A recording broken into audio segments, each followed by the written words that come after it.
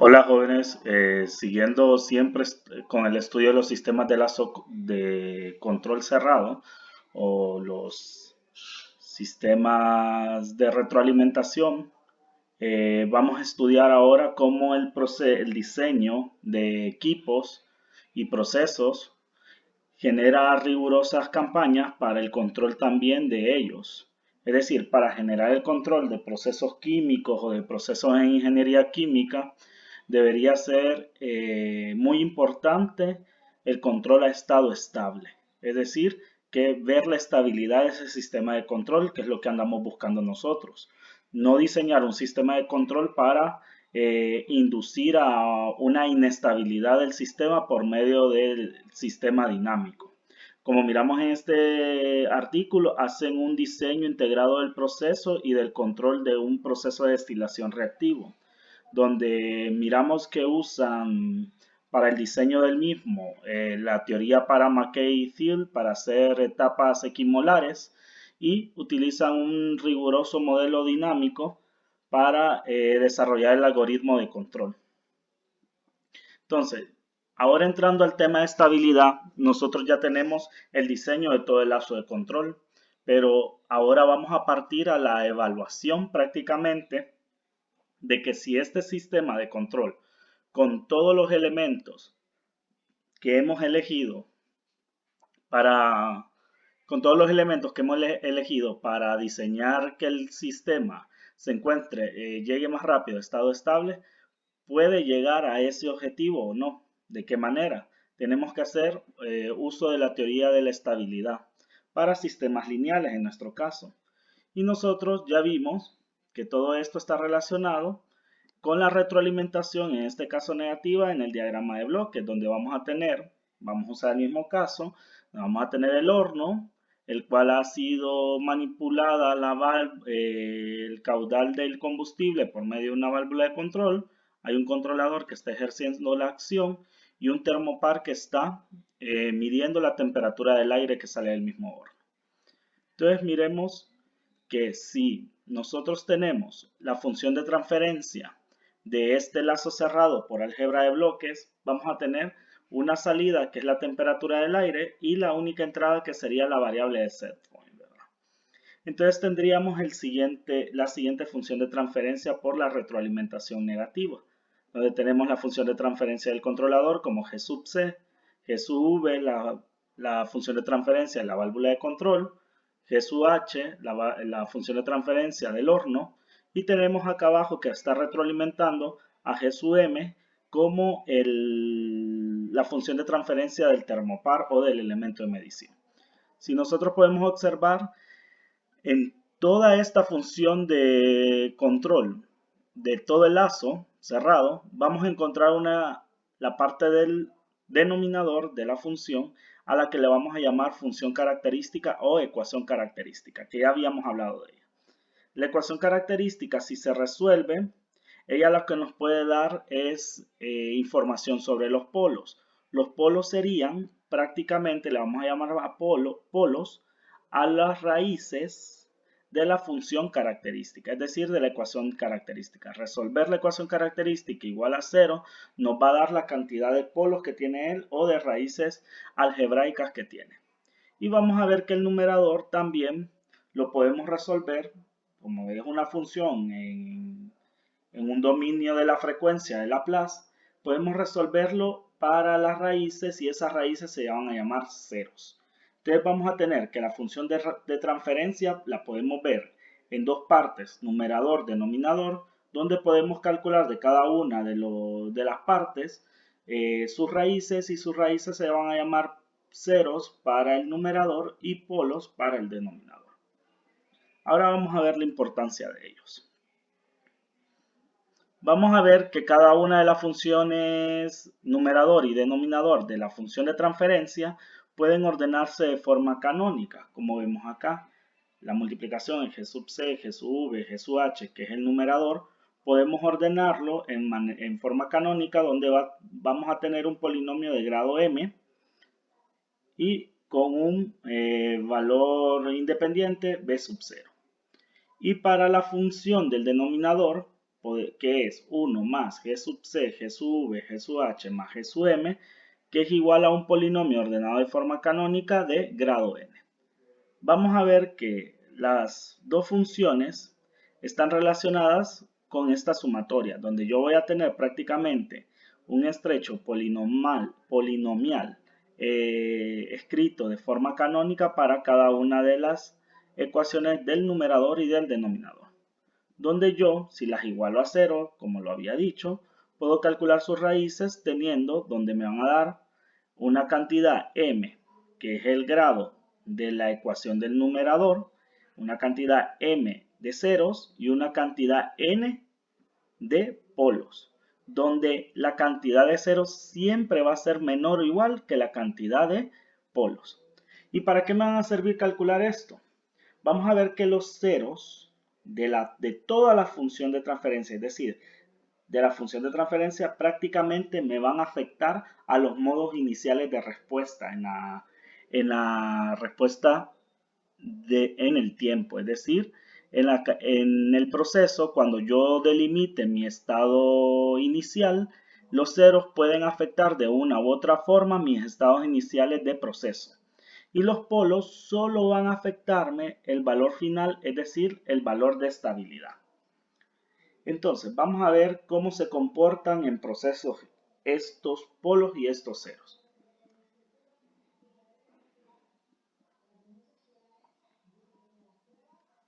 Vamos a ver esta función de primer orden con entrada de escalón unitario m. Si nosotros miramos la entrada, va a ser k entre s, porque si es una entrada de escalón unitario m, la transformada de este es m entre s. Y tenemos que esta función de primer orden, como vemos acá, tau s más 1, tiene una función en el numerador, lo que nos va a dar un 0 igual a s igual a menos 1 entre tau a y un polo, no, dos polos, porque sería un polo para s igual a 0 y para tau 1 s más 1 sería el otro polo, que los polos serían s igual a menos 1 tau 1 y s igual a 0. Prácticamente tenemos un 0 y dos polos. Entonces, si nosotros fijamos el valor de tau 1, en este caso, en esta gráfica está fijado en 4, y le damos valores diferentes a tau a, vamos a ver que sin importar el valor que tome la constante de tiempo de la función del numerador para generar ese 0, vamos a encontrar que siempre el proceso llega al mismo estado estable que tenemos. Pero, ¿qué afecta esos valores de tau a? Es decir, esos valores que nos van a afectar directamente al 0, que es la función que está en el numerador, al modo inicial de la respuesta en el tiempo. Es decir, vamos a ver que los casos que tau a es arriba de 0, pero está por encima de tau 1, vamos a ver que prácticamente esta es una función descendente, miren, y que empieza a un valor más alto inicialmente. Mientras que los menores a 0 empieza con un valor menor a este. Es decir, como lo estaba explicando, al final, en temas de estabilidad, los polos son los únicos que nos van a afectar el proceso de estabilidad final, pero los ceros nos afectan los modos iniciales de respuesta en el tiempo que viene el proceso. Ahora, esto es para funciones de primer orden, pero en los procesos originalmente, en los procesos en ingeniería química, vamos a ver que prácticamente los procesos no son de primer orden, son de orden superior y podemos ver funciones de segundo orden y vamos a usar la misma entrada de escalón unitario ms, donde acá tenemos una función en el numerador y tres funciones en el denominador, donde vamos a tener a un 0 y tres polos. Vamos a tener, y lo que vamos a hacer es que vamos a fijar los polos, vamos a fijar y vamos a empezar a calcular diferentes ceros. Y lo que vamos a ver es que en la función de segundo orden vamos a ver sobretonos más grandes, miren, al aumentar y al disminuir sobretonos negativos que nos dan como una respuesta inversa a la función. Pero al final el estado estable siempre va a ser igual. Entonces lo que podemos concluir para sistemas de orden superior es que hay aumento de sobretonos y respuestas inversas. ¿A qué nos referimos a esto?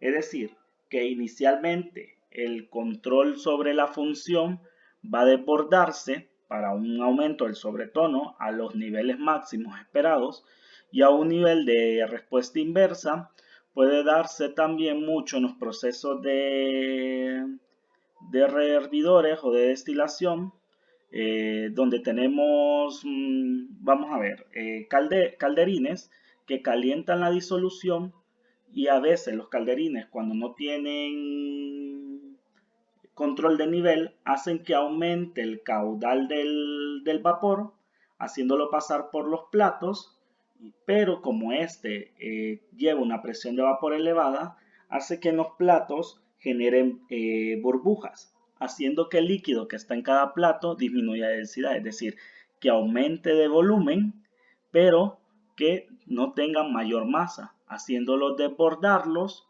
y dejando caer todo el líquido al rehervidor nuevamente. ¿Qué está pasando ahí?